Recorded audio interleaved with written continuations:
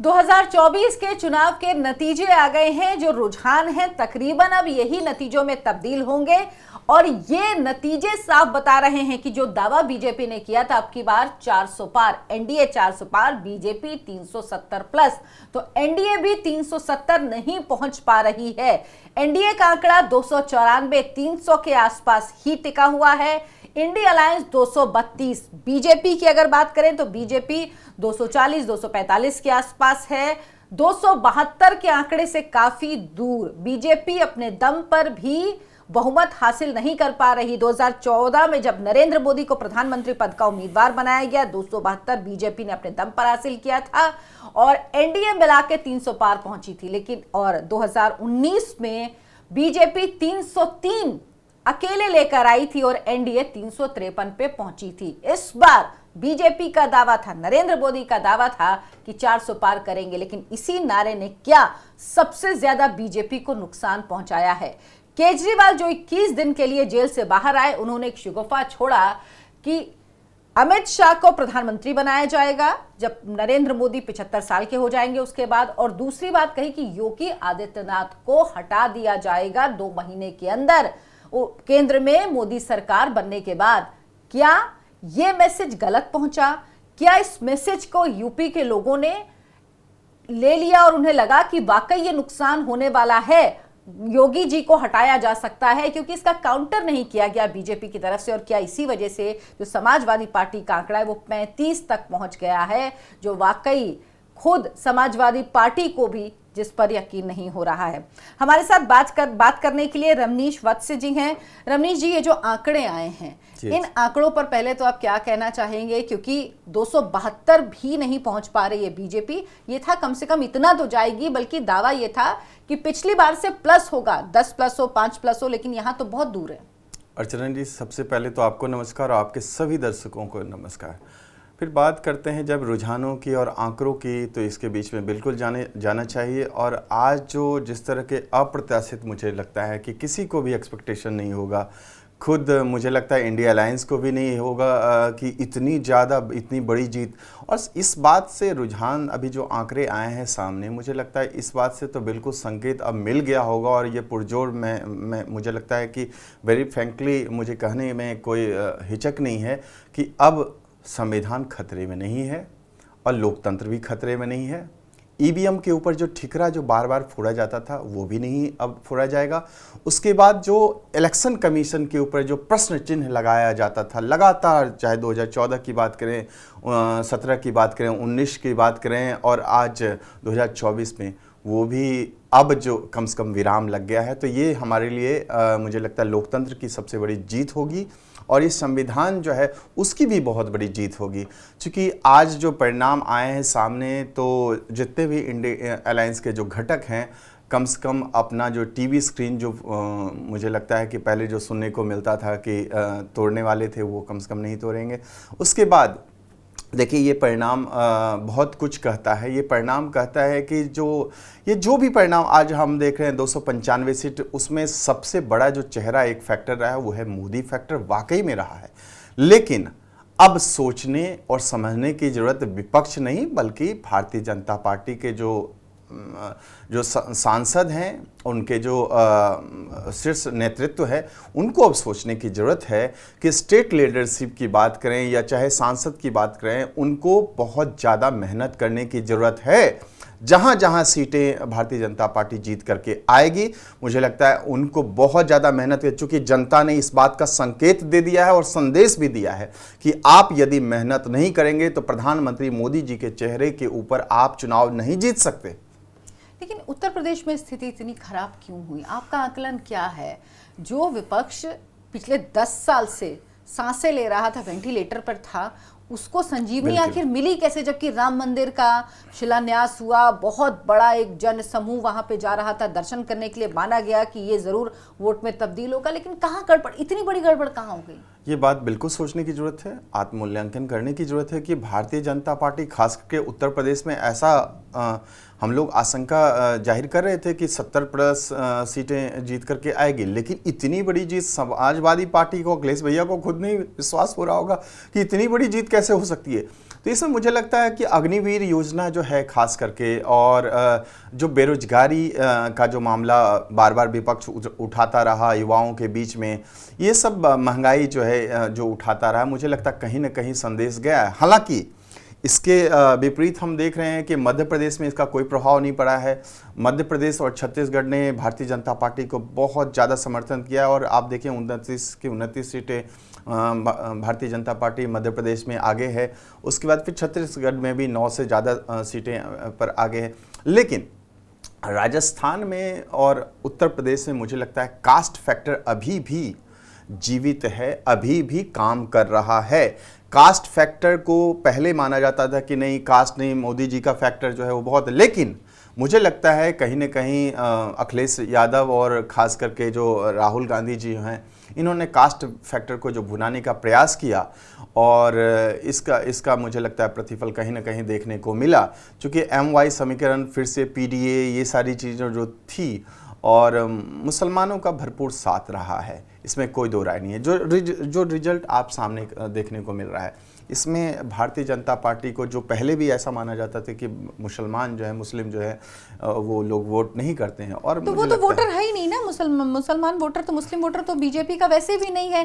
लेकिन क्या हिंदुओं ने भी इस बार वोट नहीं दिया? नहीं, लेकिन महिलाएं जो है, खास करके जो 3 तलाक का जो मुद्दा पहले था, महिलाएं बीजेपी को वोट करती थी। लेकिन अभी आपने देखा कि ये जो जून का जो महीना है, बहुत सारे ऐसे जो खास करके जो हमारे मतलब माना जाता है कि जो बनिया वोट है, या मान लीजिए जो अपर कास्ट वोट है, ये सारे के सारे लोग जो हैं भारतीय जनता पार्टी, ये सब आपको दिख रहा है, ये सब। और ऐसा नहीं है कि लाभार्थी योजना जो है वो काम नहीं किया है। जो MY फैक्टर जो हम कहते हैं कि प्रधानमंत्री मोदी और महिला, वो सब काम आया है। 295 से जो ज़्यादा सीटें आप देख रहे हैं अभी रुझानों के मुताबिक, तो मुझे लगता है उसका तो ज़रूर परिणाम में सामने दिख रहा है। लेकिन मुझे लगता है कि अभी भारतीय जनता पार्टी को, शीर्ष नेतृत्व को बहुत ज़्यादा आत्मचिंतन करने की जरूरत है, क्योंकि आगे आने वाले चुनाव में मुझे लगता है ये शुभ संकेत देश के लिए नहीं है। क्योंकि यदि भारतीय जनता पार्टी मजबूती के साथ आती, बहुत ही कड़े फैसले लेने में वो सक्षम होती, अभी जो स्थिति दिख रही है उसमें कहीं ना कहीं जो घटक दल हैं वो हावी होते हुए दिखेंगे। इससे सीधा असर हमारे इकोनॉमी के ऊपर ही पड़ेगा। ये जनमानस जो है, मुझे लगता है कहीं ना कहीं अपने पैर पे ही कुल्हाड़ी मारा है।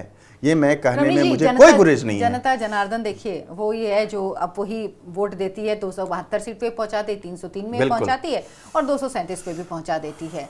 लेकिन बीजेपी ने कहां पे इतनी बड़ी चूक हुई, और क्या नेता समझ नहीं पाए कि वो दावा जो कर रहे हैं, यानी दावा था 370 का और 270 भी नहीं आ रही है, इतना बड़ा गैप कैसे? क्योंकि बीजेपी का जो सिस्टम है वो बड़ा ऑर्गेनाइज है, बड़ा इंफॉर्मेटिव, बड़ा इंफॉर्म रहता है, तो ऐसी कोई समस्या नहीं। फिर आखिर ये इतना गैप किस तरह से, इतना बड़ा गैप कैसे हुआ? क्या नेताओं ने सोच लिया कि नरेंद्र मोदी चुनाव जिता देंगे अपने दम पर, किसी और को मेहनत करने की जरूरत नहीं है?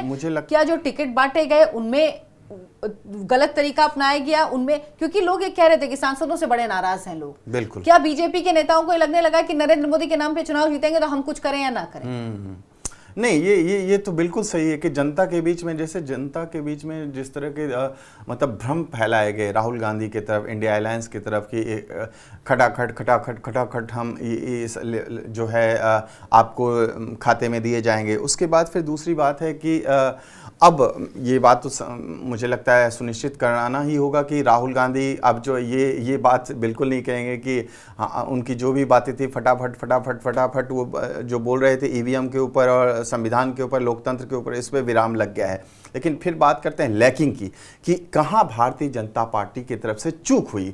मुझे लगता है आरएसएस जो है, राष्ट्रीय स्वयंसेवक संघ, जिस तरह के बयान जो आ रहे थे, जेपी नड्डा कह रहे थे कि नहीं इनके बिना, ये सारी चीज़ें कहीं ना कहीं जो मैसेज जो गया है आम जनमानस की, आरएसएस नाराज है, समन्वय सही ढंग से नहीं बैठ पा रहा है, वो कहीं ना कहीं मैसेज गया है। और इसका ही परिणाम मुझे आज देखना है, क्योंकि आरएसएस एक मात्र धुरी है, आरएसएस ही धुरी है सत्ता को वापसी कराने के लिए। भारतीय जनता पार्टी अस्तित्व में तभी रहेगी जब आरएसएस मजबूत रहेगा। क्या यही मेरा सवाल भी है कि क्या वाकई जो बात कही जा रही है, बात की जा रही है कि आरएसएस ने हाथ अपना खींच लिया, क्योंकि बहुत लोगों से मैंने भी सुना कि हर घर में आपको पर्ची भेजते हैं जाते हैं, लेकिन इस बार लोगों ने बहुत कंप्लेन की कि हमारे यहाँ कोई नहीं है, हमारे यहाँ कोई नहीं है, हमारे यहाँ कोई नहीं है। बिल्कुल, मैं और ये सिर्फ आरएसएस ही करता है, तो क्या इस बार वाकई आरएसएस ने अपना हाथ खींच लिया था और कहा कि देखो बिना मेरे आप कहाँ रहते हो? देखिए, सामने सब कुछ दिख रहा है, उसके बावजूद भी आंख मूंद करके आप बैठ जाएंगे, उस पे ऊपर नहीं बोलेंगे। मुझे लगता है मैं इसमें नहीं हूँ, चूँकि मैं खुद आरएसएस से जुड़ा हूँ, तो मैं इसमें कहने में कोई कि पर्चियाँ जो आपने बिल्कुल सही कहा कि पर्चियाँ पहले बांटी जाती थी, घर घर पहुँचाया जाता था पर्ची, उसमें आज इस बार जो है आरएसएस की तरफ से मुझे लगता है इस तरह की कोई पहल नहीं हुई। उसका भी मुझे लगता है परिणाम में कहीं ना कहीं नज़र आया, चूँकि आरएसएस जैसा कि मैंने कहा, जैसे कि प्रधानमंत्री की जो मूल सिद्धांतों की बात करें तो सत्ता की धुरी छोड़ करके सेवा की धुरी को उन्होंने अपनाया था। आज आप प्रधानमंत्री आवास को भी देखें तो पहले 7 रेस कोर्स लोक कल्याण मार्ग तक ले गए। प्रधानमंत्री की तरफ से मुझे नहीं लगता कोई भी किसी भी तरह की चूक हुई है, लेकिन सांसद जो हैं हमारे, खास करके मैंने देखा बिहार में ही आज जो स्थिति जो देख रही है भारतीय जनता पार्टी, और मजबूती तरीके से आना चाहिए। तो सांसद को बहुत ही ज़्यादा मशक्कत करनी पड़ेगी, बहुत ही ज़्यादा मेहनत करने की ज़रूरत है, क्योंकि हम लोग विश्लेषण करते हैं तो विश्लेषण में ये तो साफ नज़र आ ही रहा है ना कि उत्तर भारत यदि हमारा दिल है तो धड़कन के रूप में हम दक्षिण भारत को देखते हैं, लेकिन दक्षिण भारत में धड़कन तो बहुत अच्छे तरीके से धड़का, लेकिन उत्तर भारत में कमी रह गई।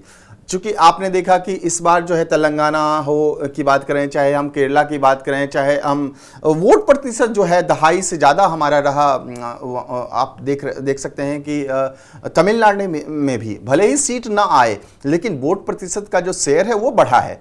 तो इसके पीछे आप कारण क्या मान सकते हैं कि प्रधानमंत्री मोदी जी का मैजिक नहीं चला? बिल्कुल चला है। तो आप जो 51 सीट आप जो दिखा रहा है कि रुझानों के मुताबिक 51 सीट और जो है दक्षिण भारत में कमल खिलने वाला है, तो ये जो है आपको दिख रहा है प्रधानमंत्री जी का मैजिक बिल्कुल चला है। बंगाल में आप जानते होंगे कि खास करके जो जितने भी जो बंगाल के पश्चिम बंगाल में जो खास करके जो ये घुसपैठिए हैं, घुसपैठियों को पालन पोषण करने का काम जो ममता बनर्जी ने किया है, और जिस तरीके से वो लोग फर्जी वोटर जो हैं आज लाखों की तादाद में, करोड़ों की तादाद में जो है फर्जी वोटर, वो जो है टीएमसी के लिए काम कर रहे हैं। बीजेपी अपने वोट को एकजुट नहीं कर पाई ना, हिंदू वोटों को एकजुट नहीं कर पाई।